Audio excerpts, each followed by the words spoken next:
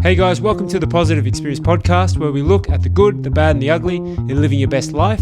Today's segment is on the H.E.A.D'S. The acronym stands for Health Experts and Disruptors. Let's dive in.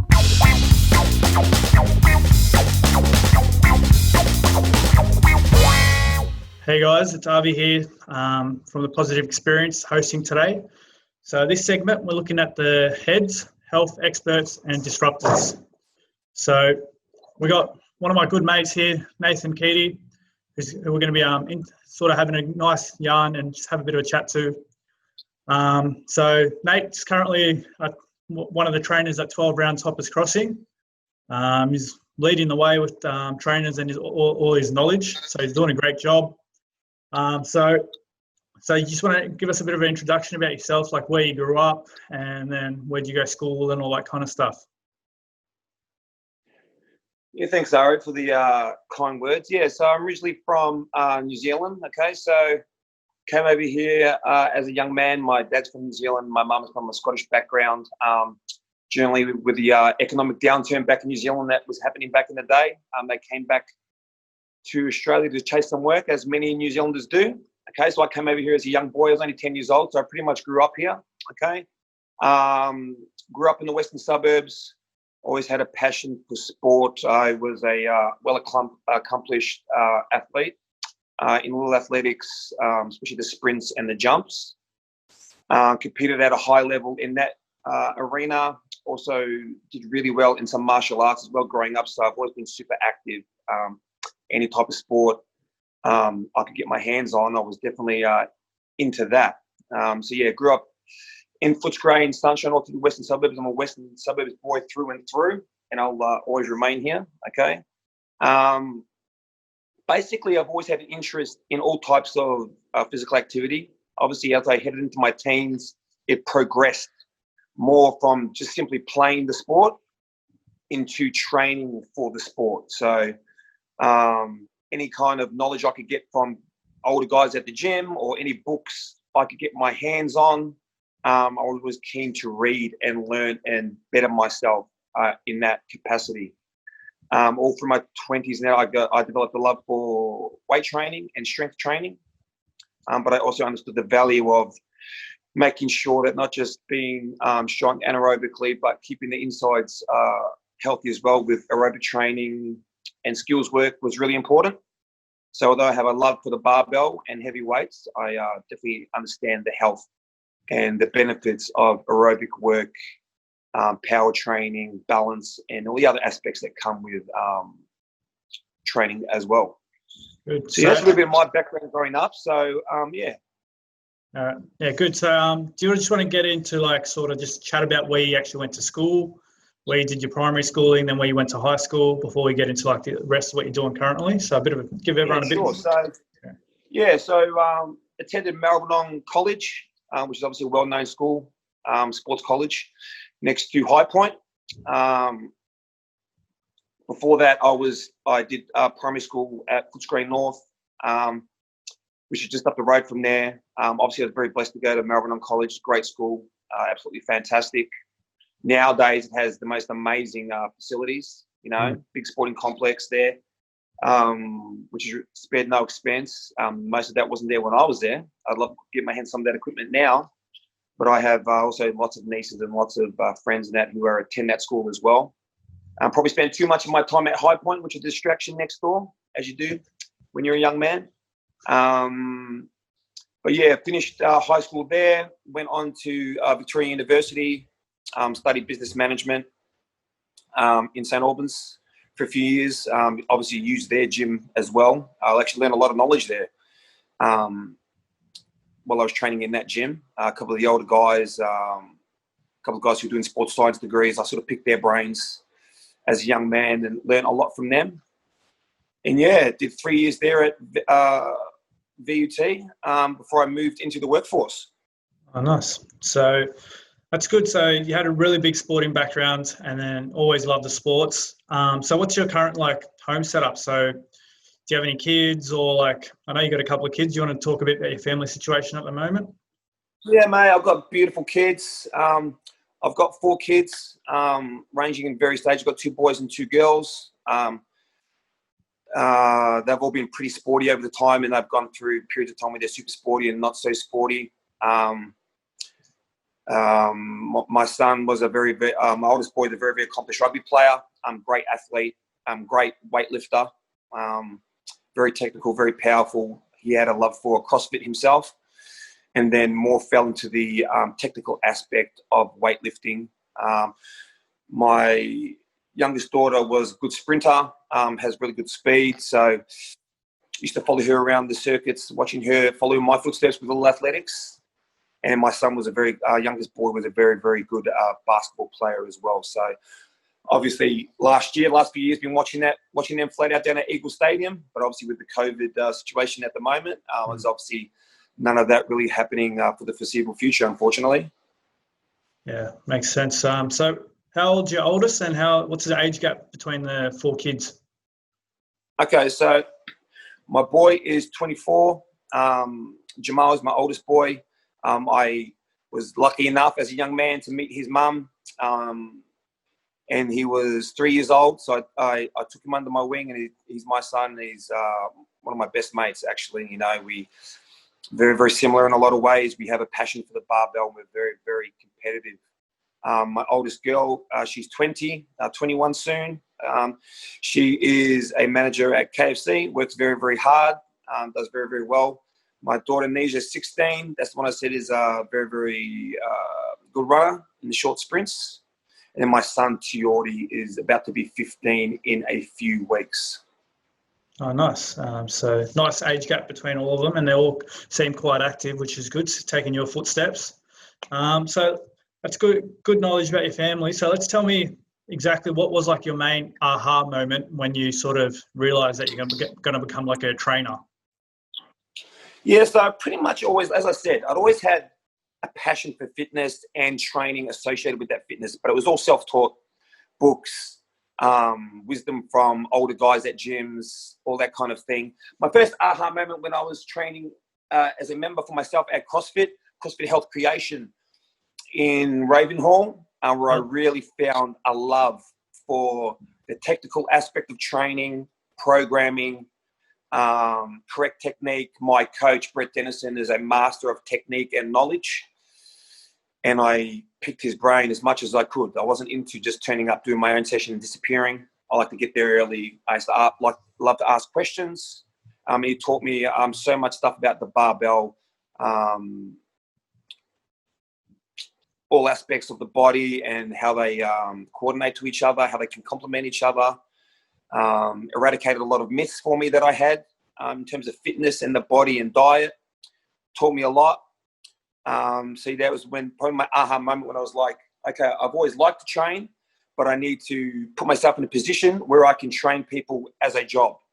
So it was from that moment that I looked to get myself certified. I ended up going into FIA in the city because I know myself, I'm not the best at-home study person. I need to be accountable.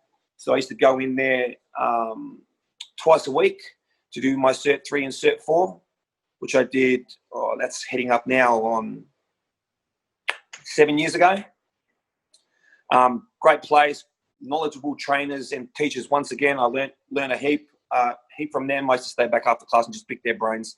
One guy was a strength and conditioning coach who was the strength and conditioning coach for the Victorian men's ice hockey team. So a lot of power-based stuff, clean and jerk, snatch, plyometrics, all those kind of things. And the other gentleman more had a bodybuilding background. He used to prepare female athletes to go on stage, physique models, bikini models, that kind of thing. So two very different aspects of training, but two very important aspects of training. So I took those on board as well as while doing my Cert 3 and 4, and as well as always furthering my knowledge on the side where I could. Yeah, it's great. So it seems like you've had a lot of great mentors down the way, especially with Brett at CrossFit. So it's sort of how long were you sort of training at CrossFit, and then you realised, yeah, I'm going to become a trainer? Like how long were you sort of there, and what age were you at the time? Literally 6 months in training there, I've made a conscious decision to pursue that, because I just, like I said, I've always loved it, but that just set me on a path of wanting to know more. I loved helping out where I could with other members who were coming in. So yeah, I wasn't there long. I got the bug. I was typically one of those what CrossFit people get attacked for, I suppose, by other people. Just all in. All I did was talk about CrossFit. All I wanted to do was CrossFit. Got my own garage set up. Was working on my Olympic lifts in my spare time. Even went down to some Olympic weightlifting coaches on the side as well to refine my craft. Once you know anything about weightlifting, you know that you can never master those lifts. They are super technical. They're the hardest lifts in all of the barbell world, bar none. And yet, it did not take me long before I realized I needed to get out and get myself in a position to be able to train people as a job. Yeah, nice. So that was about 7 years ago. That's when you started the course. So before that, you did a lot of strength work anyway. So you were building up your own knowledge and you were playing some sports. So at the moment, so what would you say like your main passion or like what's driving you at the moment, like currently? Yeah, sure. As of right at this moment, my main passion is to help people. You know, everyone is different. So I'm not going to, as a trainer, tell someone what I think they should do, or this type of training is the best, or that type of training, or whatever. I love to engage with the client in a very personal way. Tell me what you want. What are your dreams? What do you want to achieve? Because everyone is different. You know, we all have different answers for how we want to get there. So my passion is helping people, and my passion is being very specific to what they want. Okay.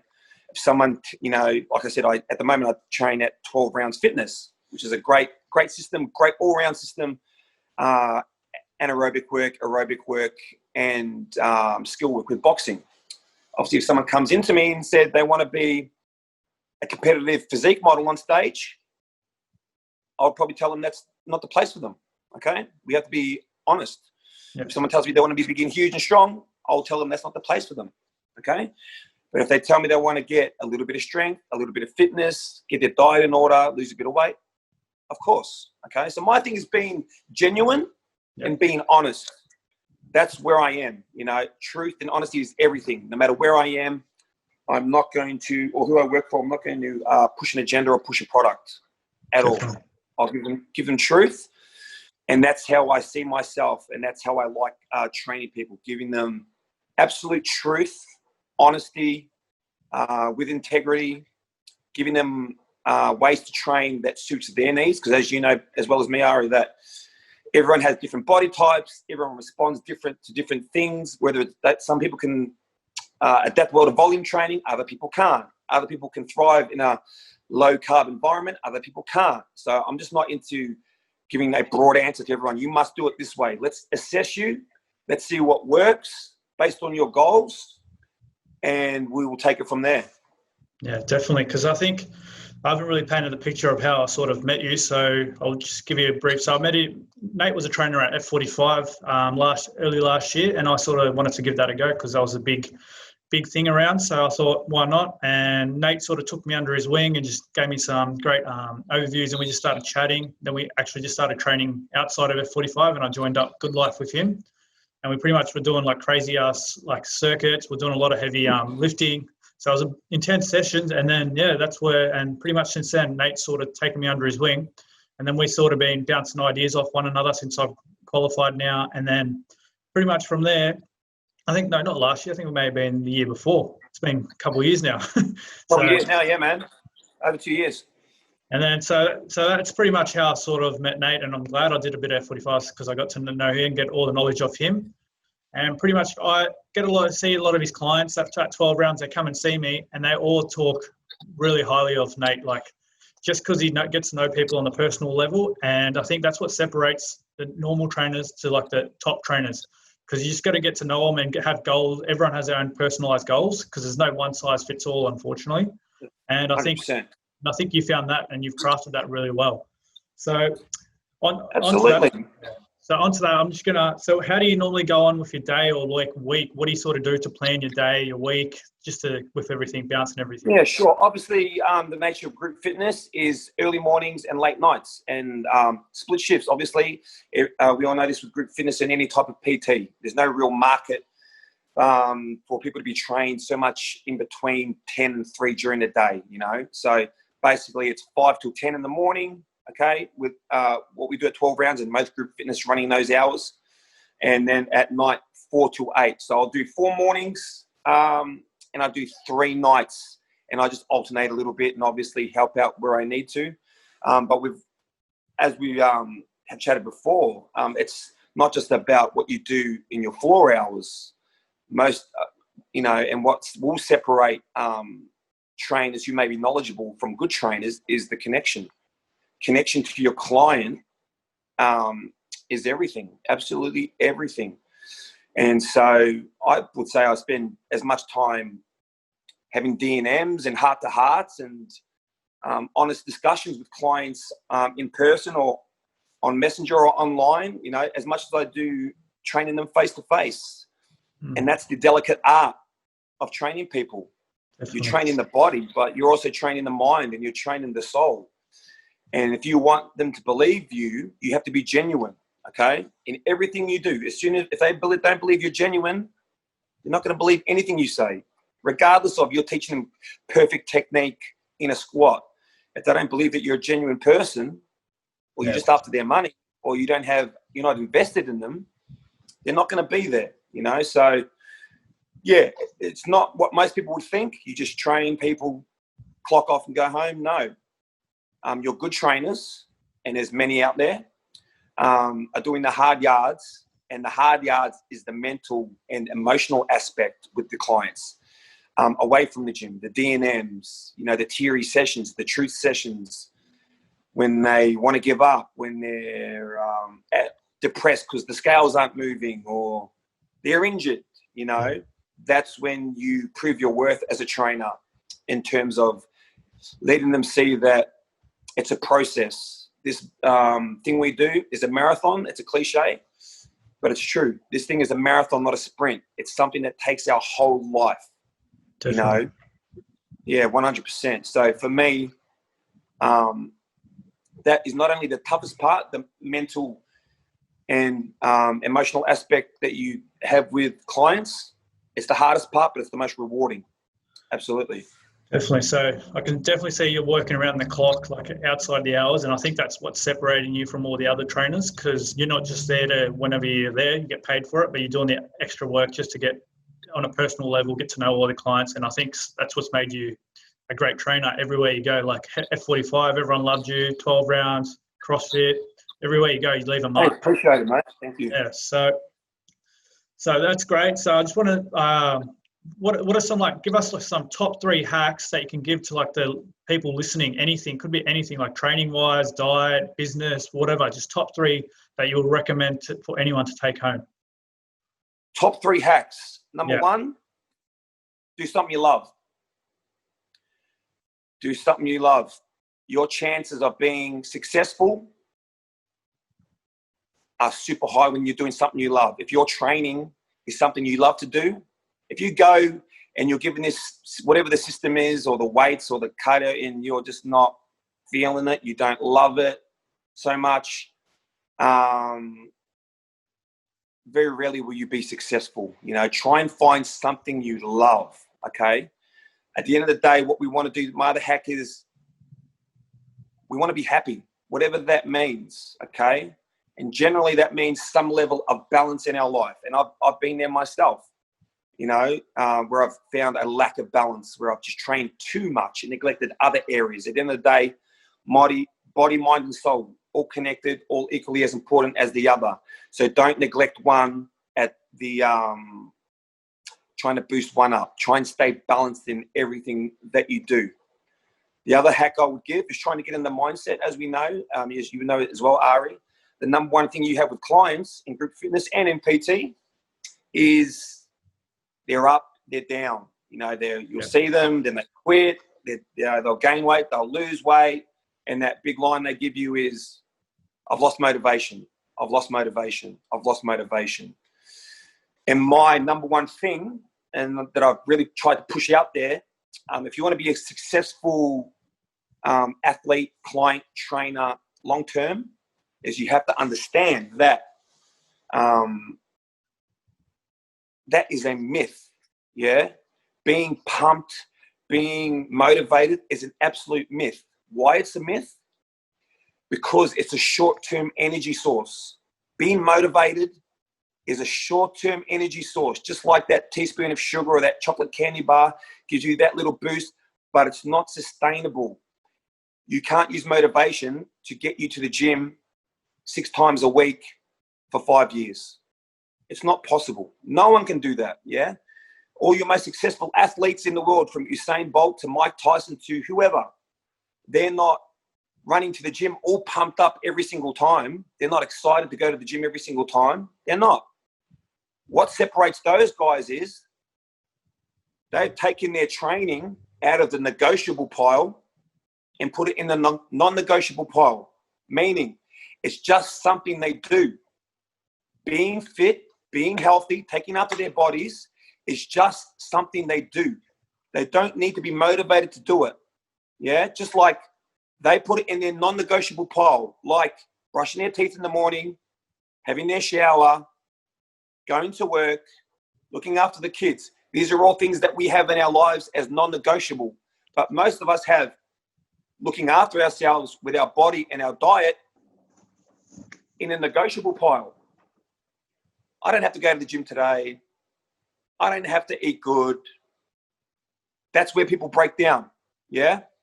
That's when you're relying on that fuel of motivation. You've got to get it out of the negotiable pile, whereas maybe I'll train, maybe I won't. Maybe I'll eat good, maybe I won't. Put it with those other things, just as important. Putting food on your kid's plate, paying your rent, working, brushing your teeth. These are things we just do. We commit to it. They have to be done. Learn to move that process from the negotiable pile into the non-negotiable. Once you've done that, you will never go backwards. You will not have these plateaus, up and down, gain weight, lose weight. I'm fit, I'm unfit, I'm motivated, I'm not motivated. I'm depressed. Yay, I'm happy, I'm back at the gym. Then you fall off, I'm depressed again. You're not doing this yo-yo. You're steady, yeah? You're steady because it becomes a part of your life. It doesn't define you. It becomes a part of your life, just like all these other beautiful aspects of your life are. So that, for me, is probably the number one hack that I would give to anyone, is to work on making your health and your fitness a priority and making it just a part of your routine like you do with those other things. Yeah, definitely. I think those 3 are really, really great hacks for anyone to sort of incorporate. Like, do something you love, because if you do something you love, you're going to keep going. If you try something and like dancing, could be any kind of exercise or anything you do, you're going to do it more when you love it more, and you're going to put more interest. And that was like you when you first got into training, got into CrossFit, you loved it. Look where you are now. You're like a great trainer in the West. And the other thing, like finding a balance and then just having that discipline, I think, over motivation. Just keeping discipline when you do stuff instead of looking for that motivation to do it. So I think just get in there, do the job, and over time you'll realize you don't need that motivation factor to train. You'll just get it done because it needs to be done. And I think that's what separates like the higher level elite athletes, because they just get in there, do their job, and get out. They don't wait for other people to motivate them or stuff like that. So I think that's a big point you mentioned there. Absolutely. Like, it's, and not just that, not just make that part of our routine, which is great, but at the end of the day, if you're still lacking a goal, a vision, something to inspire you to be committed, walk into that bathroom and have a look in the mirror, all right? Because that person that's in front of you is worth your effort, okay? You are worth it. You are worth taking care of. You are worth working hard for. You are worth having that self-love for, okay? If all else fails and you're looking for something to focus on, I need motivation, okay? As I said, we don't really need that, but if you need some type of motivation, look at that person in the mirror, and that person staring back at you is worth your effort. Definitely. All right. So there's so much we can talk about. We can go on for ages and a couple of hours. There's so much. So we're just going to sort of come to on the ending bit. So can you just tell me like something you'd like to share with the audience, like something you're doing currently and you just want to share with them? Could be anything you're doing. Sure. One thing I'm proud of, obviously, like as you said, I'm working at 12 Round Fitness, was an amazing group fitness place in Hoppers Crossing. Great owners, Matt and Bianca, great family people, down-to-earth people, okay? And training there has given me a few opportunities and a few things that I've been able to do. And Matt and Bianca were gracious enough to let me use their space to start a men's group, a men's health group, mainly based around training called the Westside Keepers, before COVID shut everything down though. But basically it was a little group where I invited men to come and train, to have a safe space, not only to train, but to meet people and be positive. And if they had any problems or anything they needed help with, to reveal that to me or to others that they felt confident with, to give them some options. As we know, men's mental health and all mental health is a big issue. Definitely. And it's something as men that we've neglected for a very, very long time, It's a part of our trauma and our cycle of trauma where we're taught as men to be men and suffer under silence. And it's weak to speak out. It's weak to seek help. Obviously, the last few years has been a big push from health advocates, from athletes, from all of us, that it's okay. Another cliche, it's okay not to be okay, boys. And to be able to express yourself and not be ridiculed. It's not like 30 years ago where if you cried as a man or showed emotion, your old man would, call you a girl or, you'd be laughed at. Now we understand that this is something that's important. As I said, we're all worth it. Our sons and our friends are worth it, okay? And there's nothing wrong at all with asking for help, with being vulnerable. So, yeah, that's one thing I'm really proud of that I was able to launch last year. And it was just a very, very casual thing, and it wasn't something I was able to commit to every week. Every few weeks, come down, boys. If you want to have a train, have a bit of a chat. We had some great sessions, had Khalid Baker, the local boxer, come down and give his experience. Heads up, mate, there might be someone you could get in here for a podcast. He has an amazing story, young Khalid Baker, as a boxer, and share his story from being at the absolute bottom of his life to now fighting for titles. And that's what it's all about, that you never give up hope. No matter how low you get, every day that you wake up is a new day for you to write a new page in your book. That's what I really try to get my message across to the men and everyone that I train. And not just train, but am around. Every day that sun rises, that's a new day. Yeah, you can write anything in that page that you want. You're not defined by what happened yesterday or 10 years ago or whatever. To be kind to yourself, to forgive yourself, and every day you have a chance to do something beautiful, to do something positive and something healthy. So, yeah, that's something that I'm very proud of. Definitely. So that's a really big topic, like even myself with what's happened at home.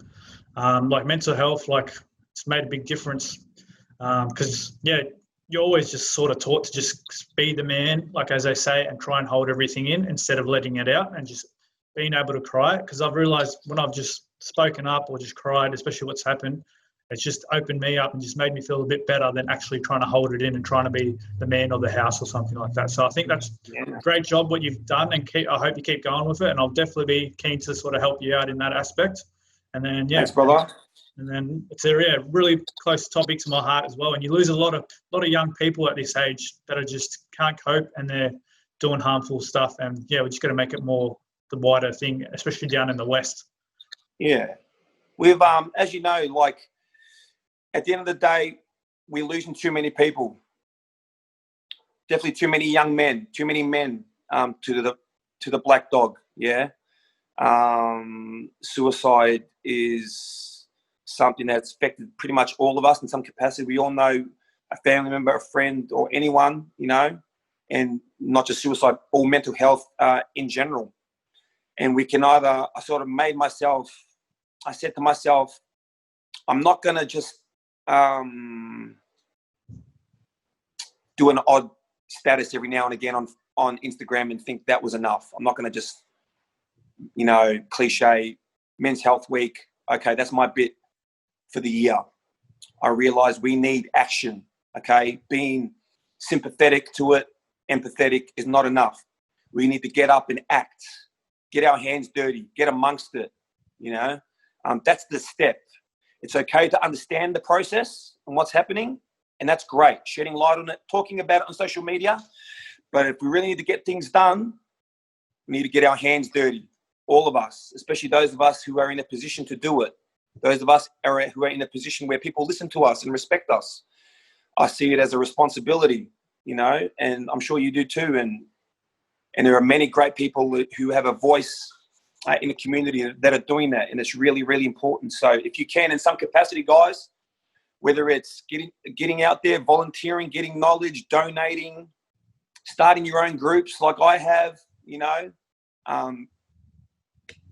ringing a mate who you haven't seen in a while. Maybe they're talking a bit different on social media. Instead of just, thinking about it, give them a call.